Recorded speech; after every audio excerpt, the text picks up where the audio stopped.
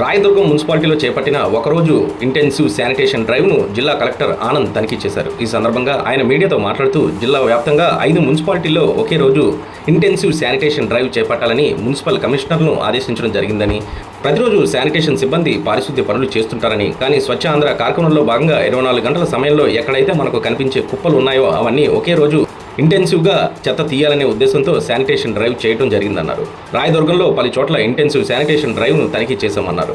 రాయదుర్గంలో సుమారు 1,00,000 టన్నుల దాకా బయో రెమిడియేషన్ జరుగుతున్నాయని, దానిలో 25,000 టన్నులు ఇప్పటిదాకా కాగా ఇంకా 75,000 టన్నుల దాకా చేయాల్సినవి ఉన్నాయని, 1-2 నెలల్లో బయో రెమిడియేషన్ పనులు పూర్తి చేసుకోవడం జరుగుతుందన్నారు.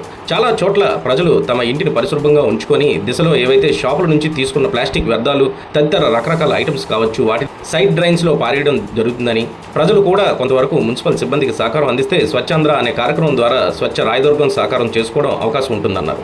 ఇందుకు ప్రజల సహకారం అందించాలని కోరారు. One day intensive sanitation drive చేయమని చెప్పి మున్సిపల్ కమిషనర్స్ అందరికీ చెప్పడం జరిగింది.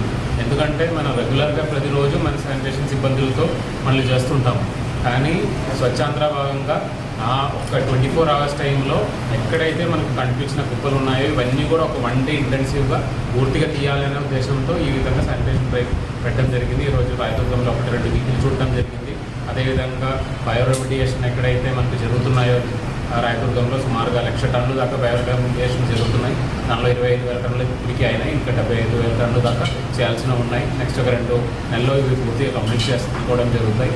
అదే కాకుండా నా ఒక రిక్వెస్ట్ ఏంటంటే ఈరోజు వెళ్ళినప్పుడు కూడా చూడడం జరిగింది, చాలా చోట్ల మన వాళ్ళు క్లీన్ చేసినప్పుడు కూడా ఏవైతే షాపుల నుంచి కానీ తీసుకున్న ప్లాస్టిక్ అంటే అది లేస్ ప్యాకెట్స్ కావచ్చు, ఇంకొక రకరకాల ఐటమ్స్ కావచ్చు, ఇవన్నీ కూడా సైడ్లో ఉన్న డ్రైన్స్లో పెట్టుకోవడం జరుగుతుంది. నా రిక్వెస్ట్ ఏంటంటే జనాలు కూడా కొంతవరకు మున్సిపల్ సిబ్బందులకి హెల్ప్ చేసినట్లు అయితేనే మన స్వచ్ఛాంధ్ర అనే కార్యక్రమం స్వచ్ఛ రాయదుర్గం కూడా చేసుకోవడానికి అవకాశం ఉంటుంది. సో దయచేసి జనాలందరూ సపోర్ట్ చేయాలని కోరుతున్నాను. అదే కాకుండా వేకెంట్ ల్యాండ్ ఎవరైతే ఉన్నారో చాలా చోట్ల వేకెంట్ ల్యాండ్లో చెత్త కుప్పలు కనిపిస్తున్నాయి.